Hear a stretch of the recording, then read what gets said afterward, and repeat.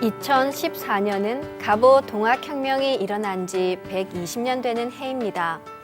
갑오 동학혁명은 청일전쟁으로 이어져 동아시아의 패권과 세계사의 흐름을 바꾼 대사건이었습니다.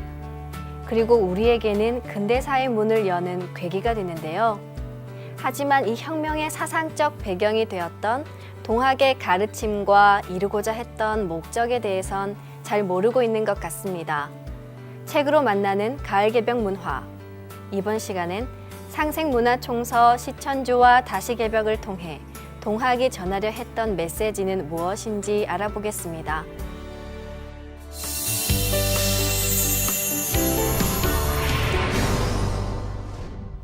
시천주와 다시개벽의 저자이신 증산도 상생문화연구소 연구위원 문계석 박사님 자리에 모셨습니다.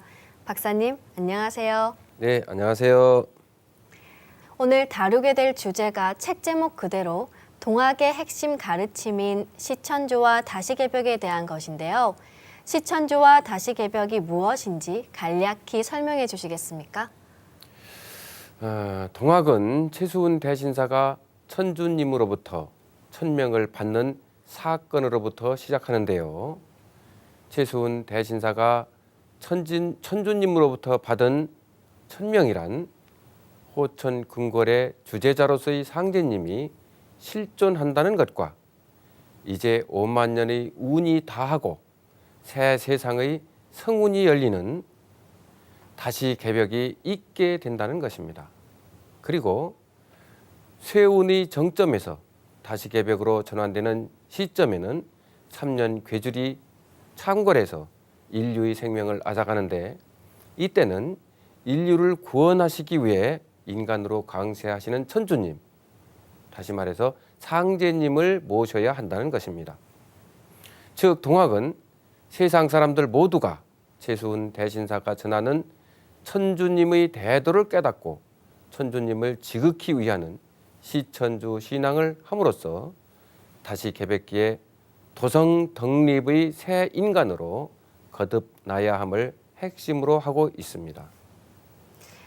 네, 오늘 다룰 내용이 상당히 심도 있는 내용이 될 것으로 보이는데요. 그럼 시천주와 다시개벽에 대해 본격적으로 도담을 나눠보겠습니다. 박사님, 대부분의 가르침과 사상이 탄생하게 되는 배경에는 시대적인 영향이 크지 않습니까? 그런 면에서 동학도 마찬가지라는 생각이 드는데요. 동학이 창교된 당시의 시대적인 상황은 어땠는지 설명해 주시겠습니까? 여러 직접적인 요인들이 있었지만 대표적으로 꼽을 수 있는 것은 조선 왕조가 처했던 뇌우외환과 천주학이라는 새로운 종교의 유입이 도화선이 됐을 것으로 보입니다. 아마 잘 알다시피 당시의 조선 사회는 제국주의 열강의 침탈로 인해 국권의 존립이 붕괴일로에 놓여 있었고 쇄도 정치와 지배계급의 탐악과 부패로 민중들이 삶이란 극도로 피폐해 있었습니다. 뿐만 아니라 천주학이 유입되어 조선 왕조를 지탱해온 유교의 사회질서 체제를 위협하고 윤리의식을 근본부터 어지럽히는 아주 중요한 요인이 되었습니다.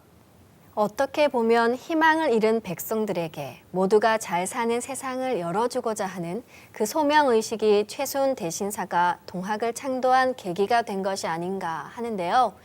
최수훈 대신사는 어떻게 해야 새로운 세상을 열 수 있다고 판단하신 건가요? 최수훈 대신사는 광제 창생을 위해서 먼저 당시 조선사회가 직면한 악폐의 근원을 찾아 이를 해소해야 한다고 생각했지요. 그는 악폐의 근원을 온 세상 사람들이 각자 자신의 마음만을 위하고 천지를 따르지 않으며 천명을 돌아보지 않는 데서 찾고 있습니다. 다시 말하자면 모든 악폐의 원인은 서양 사람이든 동양 사람이든 모두 각자 자신만을 위해 사는 극단적인 이기주의에서 비롯된 것이죠. 그가 바라던 새 세상은 이런 악폐가 모두 해소되고 세상 사람들이 모두 천도와 천명을 깨달아 성인이 되어 태평성대를 누리는 그런 세상이었을 겁니다. 하지만 이거는 기존의 가치체계로나 종교로는 도탄에 빠진 백성들과 금수와 같은 세상을 바로잡아 새 세상을 열 수 없다는 것을 통감하게 됩니다. 그래서 그는 오직 천지 만물을 주재하시는 천주님으로부터 새로운 대도를 받아 세상에 밝힘으로써 인류가 천명을 따르고 천리를 거스르지 않도록 해야겠다는 의지를 굳히게 된 것입니다. 어리석은 백성을 구제하겠다는 목적으로 이름도 제선에서 제후로 바꾸신 걸로 알고 있습니다. 최순 대신사가 이런 원대한 꿈을 이루기 위해 하신 일은 무엇인가요? 네, 최순 대신사는 하늘에 계신 천주님으로부터 백성들을 구하고 세상을 구할 수 있는 대도를 얻기 위해 구도의 수련에 들어갔습니다. 그리고 37세가 되던 1860년 경신년 음력 4월 5일 마침내 엄청난 영적 체험을 하게 됩니다. 이때 천주님으로부터 직접 가르침을 받아 내리고 득도해서 대도를 세우게 되는데요. 이를 천상문답 사건이라고 합니다. 네, 동경대전의 천상문답 사건에 대한 내용이 있는데요. 제가 한번 읽어보겠습니다. 뜻밖에도 4월에 마음이 선뜩해지며 몸이 떨려 무슨 증세인지 종잡을 수가 없으며 말로 써도 표현할 수 없을 때에 어느 신선의 말씀이 있어 문득 귀에 들려오거늘 놀라 일어나 물어보니 말하기를 두려워하지 마라, 무서워하지 마라. 세상 사람들이 나를 일컬어 상제라고 하니 너는 상제를 알지 못하느냐. 이렇게 적혀 있는데요. 여기에 나오는 상제라는 분은 어떤 존재입니까? 상제는 동양 문화권에서 하나님을 지칭할 때 사용하는 명칭이었습니다. 중국의 서경, 시경, 예기, 중영 등에서도 모두 하나님을 상제라고 했습니다. 상제는 글자 그대로 보면 위상자에 다스릴 제, 임금제자로 지존의 하나님, 즉 최고의 하나님이란 뜻입니다. 따라서 상제는 무한한 권능을 가지고 우주 만물을 주재하여 다스리는 우주의 주재자를 말합니다. 서학에서 말하는 창조주 유일신 하나님, 불가에서 말하는 지존의 미륵불과 같은 그런 분이시지요. 단지 각 지역의 문화가 다르고 언어가 다르기 때문에 표현을 달리하여 호칭하였을 뿐입니다. 상제님은 하느님의 다른 호칭이라는 말씀이신데요. 여기서 두 가지 질문을 드리고 싶습니다. 먼저 상제님은 왜 최순 대신사에게 너는 어찌 상제를 모르느냐고 말씀하신 것인가요? 최순 대신사는 이제까지 막연하게 하늘의 기도를 해왔지만 상제님을 사실 알지는 못했습니다. 왜냐하면 상제님은 한민족의 뿌리 종교인 신교의 전통을 잇고 있었던 일부 민중들에게서는 최고의 하늘 임금님으로 알려져 있었으나 성리학의 영향으로 신교와 단절된 조선 양반들에게는 낯선 말이었기 때문이었죠.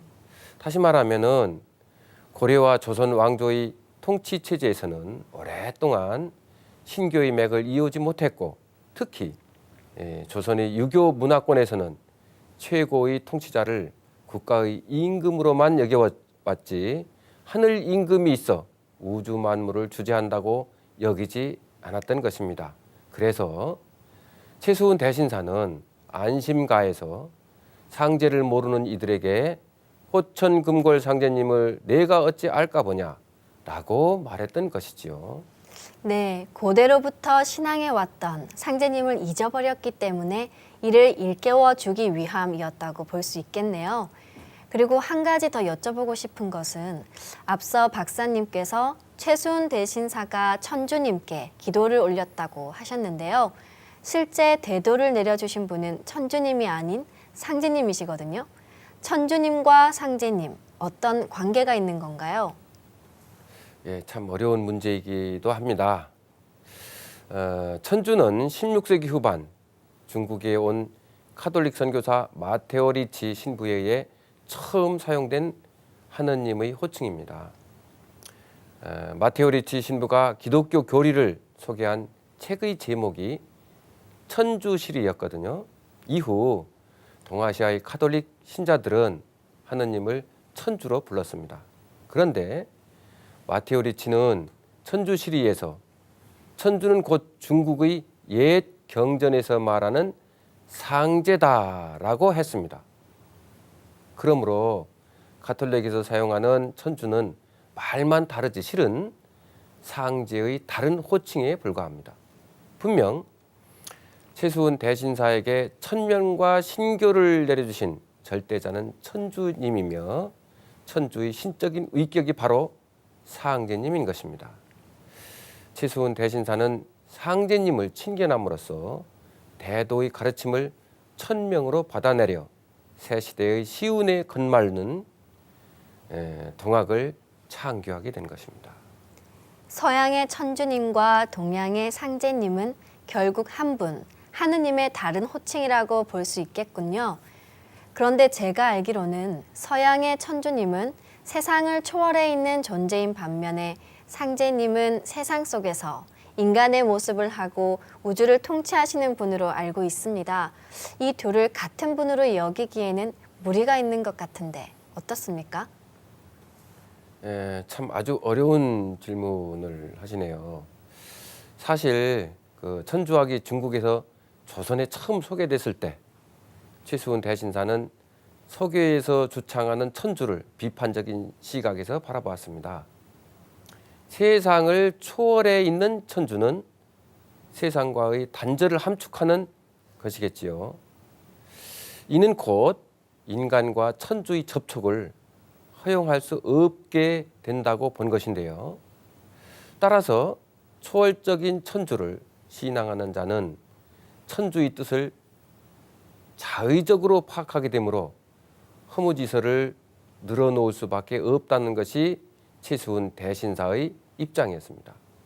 그래서 최수훈 대신사는 천주가 세상을 초월해 있어서는 절대로 안 된다는 입장을 고수했죠.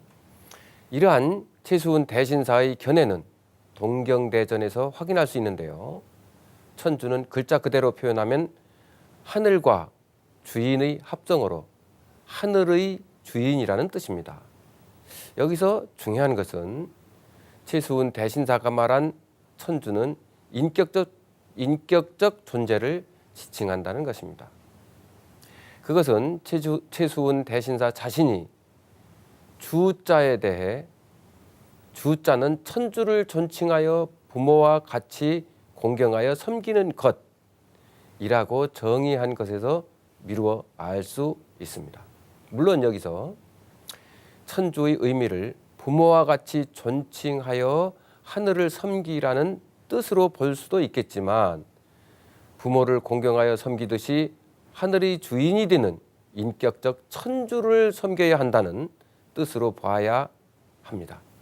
이런 맥락에서 볼 때 절대자 천주는 인격자를 뜻하며 신앙의 궁극의 대상으로 섬겨야 하는 천지간에 존재하는 모든 것을 주관하여 섭리하는 최고의 인격신으로 자리매김이 되는 것입니다. 천주라는 언어는 같지만 서양의 천주가 초월적인 신인데 반해 최수훈 대신사가 말한 천주는 인간과 함께하는 역사 속의 하나님이란 말씀이시군요. 네, 그렇죠. 천주는 세상을 초월해 있으면서 아무것도 하지 않는 것이 아니라 시운의 추이에 맞추어 자연계의 무궁한 창조와 그 변화 질서를 조화 권능으로 주재하는 인격자이십니다. 즉 천주는 자연계에서 매 순간 일어나는 무궁한 창조 변화를 전체적으로 관할하여 다스리는 주제자로서의 천주이겠죠. 주제자로서의 천주를 달리 표현한 것이 바로 지존무상의 상제님이십니다. 최수훈 대신사가 안심가에서 호천금골 상제님을 내가 어찌 알까 보냐 라고 피력하였듯이 우주의 주제자이신 상제님은 천상의 호천궁궐에 계시면서 우주 만유를 다스린다는 것이죠. 이러한 사실은 용담유사에서 확인할 수 있는데요. 한문으로 된 동경대전에서는 상제님을 천주로 말했지만 이보다 일찍 쓰인 용담유사의 용담가에서는 순수 한글인 하날님으로 표기하고 있다는 사실입니다. 우리 한민족 문화의 전통에서 볼 때 하날님은 인간의 생사에 관여함은 물론이고 만유의 생명을 창조하고 그 변화 질서를 섭리하시며 도덕적으로는 인간의 행위에 대해 상벌을 주관하는 두려움과 순경의 대상이었습니다. 즉 하나님은 인간과 똑같이 감정과 정서를 갖고 있고 인간과 관계를 맺을 수 있는 인격자로서 호천 금골에 거하시는 지존무상의 존재인 분이십니다. 네, 박사님. 지금까지 천주님, 하날님, 상제님 등 하나님의 다양한 호칭이 나왔는데요. 어떻게 보면 각 종교에서 한 분 하나님을 다양하게 부른 것이 지금 종교 갈등의 원인이 되지 않나 하는 생각이 들거든요. 천주님과 하날님 그리고 상제님 중에 무엇이 하나님을 부르는 올바른 호칭인가요? 예, 아주 상당히 중요한 물음입니다. 결론부터 말하자면 상제님으로 부르는 것이 맞습니다. 천지 만물을 총괄하여 다스리는 인격적 주제자에 대한 올바른 호칭은 바로 상제님입니다. 앞서 말씀드린 대로 상제의 상은 윗상자로 최고의 하늘에 계시는 으뜸이 되는 인격신을 뜻하고 제는 천지 만물 전체를 맡아 다스리는 주제의 의미를 갖고 있기 때문이죠. 예를 들면 한 가정에는 가재 도구 및 식솔들을 관할하여 집안 전체를 질서 있게 다스리는 집주인이 있듯이 하늘 임금이신 상제님은 바로 호천 금골에서 인간 사회뿐만 아니라 우주 만물을 무의 이화로 주재하여 다스리는 최고의 인격적 주재자이십니다. 그래서 아주 옛날 상고시대의 동양의 역대 제왕들은 제위에 오르면서 하늘의 상제님에게 천제를 올렸던 것입니다. 최순 대신사가 광구 창생할 수 있도록 대도를 내려주신 분이 동양에서 상고시대부터 모셔온 상제님이고 상제님은 우주를 주재하시는 지존의 하느님이자 천주님이라는 것을 알아봤습니다. 이제 이 책의 제목이자 동학의 핵심 가르침 중 하나인 시천주에 대해 알아보겠습니다. 박사님, 먼저 시천주의 뜻이 무엇인지 말씀해 주시겠습니까? 예, 시천주 주문은 본주문이라고 합니다. 시천주 조화정 영세불망 만사지라는 13자로 구성되어 있는데요.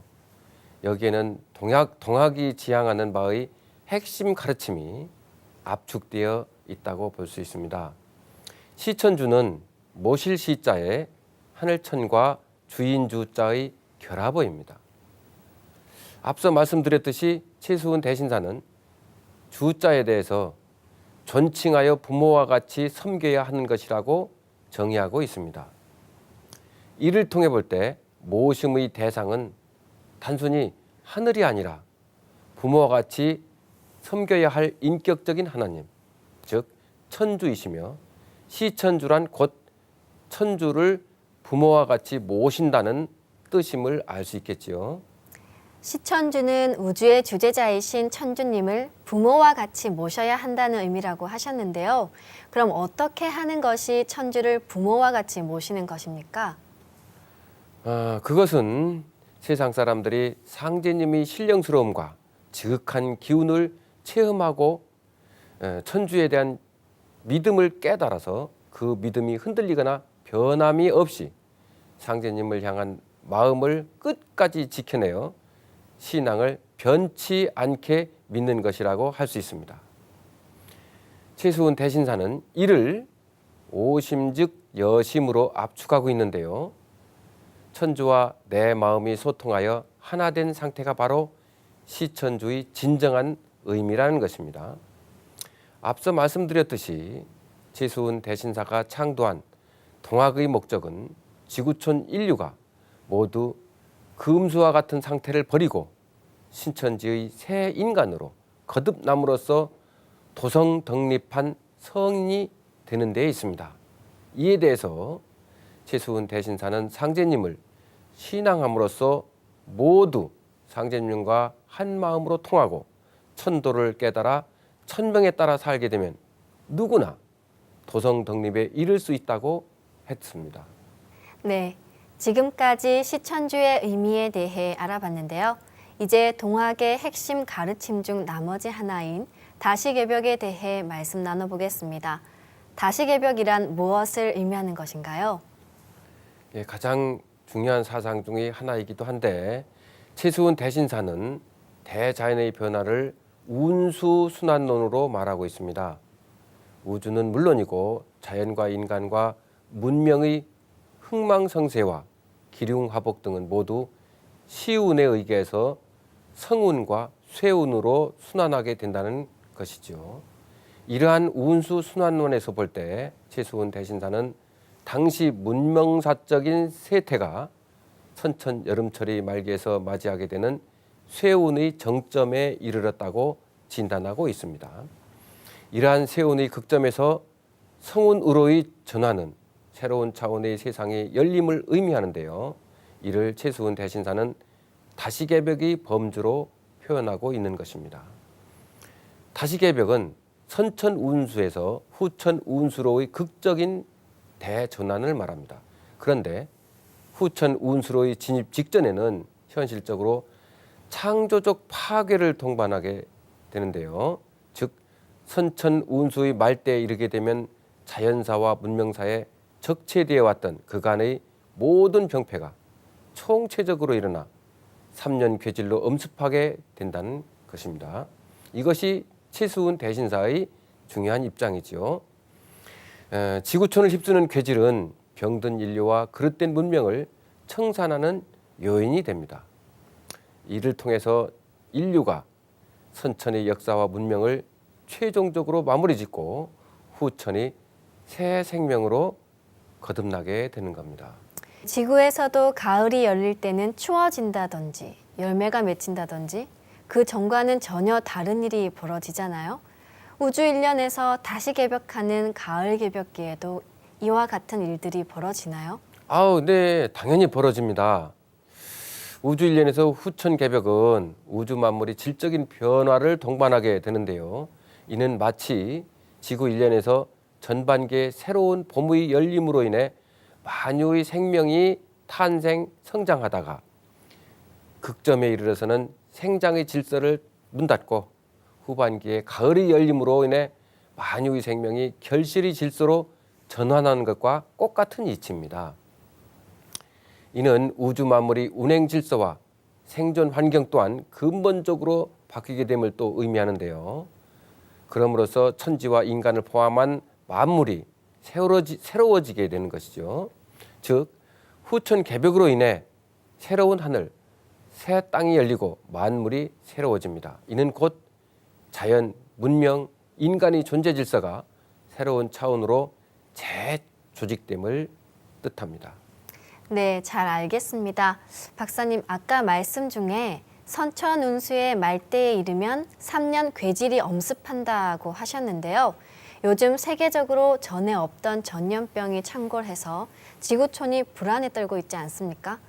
그렇게 괴질이 전 지구촌을 3년 동안 휩쓸게 되면 인류가 살 수 있는 방법은 없는 건가요? 글쎄요. 있겠지요. 인류가 3년 괴질을 극복할 수 있는 구원의 법방이 있습니다. 이런 대전환기의 시점에서 우주 전체를 관할하여 주재하시는 절대자 천주는 인류가 3년 괴질로부터 다 죽도록 좌시하지만은 않을 것입니다. 천주는 다시개벽기에 인간으로 오시어 무국대도를 세상에 내놓음으로써 3년 괴질로부터 인류가 새 생명으로 거듭 태어나 후천 5만 년의 조화 세상에 살도록 하겠다는 그런 의지가 있죠. 이것이 천주가 최수훈 대신사에게 내린 시천주 사상과 다시개벽의 진리에 포함되어 있습니다. 즉 다시개벽은 새로운 세상으로의 전환이기 때문에 그때 시천주 신앙을 통해 천주의 조화 권능에 의해 의지함으로써 새 세상의 새 인간으로 거듭 태어나서 지상 선경의 낙원에서 인류가 영생해야 한다는 것이 치수훈 대신사의 의도였으니까요. 앞으로 인류가 다시 개벽의 3년 괴질에서 구원받아 후천 5만 년 새 세상으로 건너갈 수 있는 것은 인간으로 오시는 천주님의 무국대도를 받아 새 생명으로 거듭 태어나는 것에 있다. 이렇게 요약할 수 있을 것 같은데요.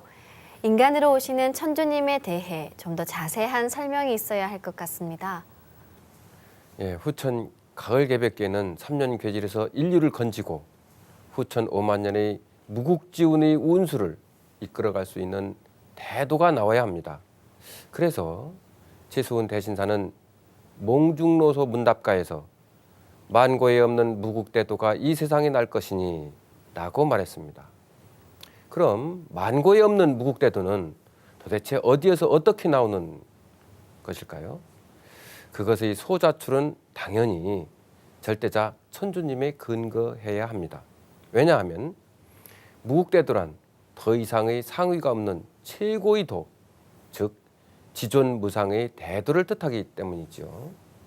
그런데 치수훈 대신사는 무국대도가 무엇인지를 구체적으로 밝히지 않았고 또한 이를 세상에 펼치지도 못했습니다. 왜냐하면 치수훈 대신사는 천주님으로부터 받은 천명을 온전히 밝혀 세상에 전하기도 전에 부패하고 무능한 조선의 조정에 의해 좌도난정이란 죄목으로 몰렸고 결국 1864년 2월 추운 겨울날 대구 장대에서 형장의 이슬로 사라지고 말았기 때문입니다. 그래서 천상에서 신교의 가르침으로 시천주 주문을 내리시고 다시 개벽으로 오는 성운을 5만 년 동안 주도해 나갈 무국대도를 세우도록 천명을 내렸던 우주의 주제자 상제님이 마침내 인간의 몸으로 직접 오시게 된 것입니다. 1871년 동방의 이 땅에 인간으로 오신 상제님, 그분이 바로 강증산 상제님이십니다. 증산 상제님은 우주 만물을 조화 권능으로 주재하여 다스리시는 지존무상의 천주님이시고 무국대도의 원주인이시죠. 네, 가을 개벽기를 맞아 후천 5만 년 무국대도를 열기 위해 인간으로 오신 천주님이 바로 강증산 상제님이시다. 이렇게 말씀드릴 수 있겠군요. 그럼 마지막 질문을 드려보겠습니다. 증산 상제님은 후천 5만 년 성경 낙원을 여시기 위해 무엇을 행하셨습니까? 네. 무국대도의 조화 권능을 가지신 증산 상제님은 후천 개벽공사를 통해 선천의 상극질서를 후천의 상생의 질서로 전환하여 신천지 5만 년 선경 낙원의 운수를 짜놓으셨고 무국대도의 조화로서 만고에 쌓인 원한을 총체적으로 풀어내어 상생의 세상이 열리도록 하셨습니다. 그리고 모두가 무국대도를 닦음으로써 괴질 3년의 대개벽기에 새 생명으로 거듭나 후천 5만 년의 무궁한 조화의 삶을 누릴 수 있게 하셨죠. 그러므로 치수훈 대신사가 이루고자 했던 지상 선경 낙원은 결국 증산 상제님이 후천 가을 개벽공사를 통해 완성된다고 볼 수 있겠습니다. 증산 상제님이 집행하셨던 후천 가을 개벽공사, 이를 천지공사라고 하는데요. 이에 대한 자세한 내용을 증산도 도전을 읽어보시면 상세히 알 수 있습니다. 네, 지금까지 문계석 박사님을 모시고 동학이 전하고자 했던 핵심 메시지에 대해 말씀 나눠봤는데요. 천주님 강세와 앞으로 열리는 후천개벽 소식에 대해 더 깊이 깨닫는 시간이었습니다. 박사님, 마지막으로 정리 말씀 부탁드리겠습니다. 동학은 조선 땅에서 수훈 최재우가 창교한 한민족 고유의 토착 종교입니다. 그런데 최수훈 대신사가 새롭게 창도한 동학이 위대한 이유는 서교의 서도와 동도를 종합적으로 망라하여 미래의 역사와 문명을 새롭게 열어주는 도이기 때문입니다. 그 이유를 동학의 신관과 개벽관에서 찾을 수 있겠는데요. 신관의 핵심 코드는 천주관이 중심입니다. 천주관은 천주의 조화섭리에 의거하는데 여기에는 동아시아의 기론적 사유와 지존무상의 절대자가 중심이 되는 주제신관이 융합되어 있습니다. 주제신관은 시천주 사상에 의거하는데 모심의 대상인 천주님은 바로 인격적 상제님이라는 사실입니다. 천주님의 이러한 조화섭리는 곧 소교에서 주축이 되고 있는 창조신관을 포섭하여 동서신관을 하나로 통섭하는 제3의 신관을 제시해주고 있습니다. 그리고 개벽관은 동학의 다시개벽 사상에 근거하는데요. 다시개벽은 우주 일년 중 천지의 가을 세상이 열리는 후천 개벽을 의미합니다. 후천 개벽 사상은 곧 전무후무한 새로운 시운, 달리 말해서 무국지운을 전제하는데 기존의 문명을 매듭짓고 근대의 새로운 문명을 열어주는 기폭제가 된다고 할 수 있겠습니다. 다시개벽 때에는 무국지운에 걸맞는 새로운 대도가 세상에 출현해서 개벽사상을 주도하게 됩니다. 새로운 대도는 다름 아닌 동방의 이 땅에 강세하신 우주의 주제자 증산 상제님께서 열어주시는 무국대도입니다. 결론적으로 말해서 동학은 후천 개벽을 맞아 인류를 구원하시기 위해 이 땅에 강세하신 천주님을 모시는 시천주 신앙을 통해 상제님의 대도를 체득하여 신인 하별의 조화 인간이 되는 것을 근본 목적으로 하고 있다고 말씀드릴 수 있겠습니다. 네, 박사님 장시간 자세한 말씀 감사드립니다. 네, 감사합니다.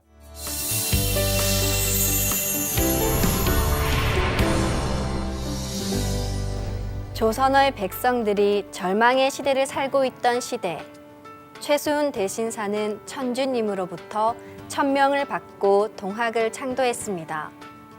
그리고 인간으로 오시는 천주를 일심으로 모시고 신앙하여 다시개벽으로 열리는 후천 5만 년 새 세상의 주인공이 될 것을 선포했습니다.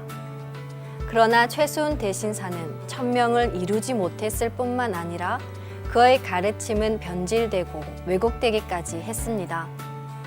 동학 주문에 시천주 조화정이라 하였으니 나의 일을 이름이라.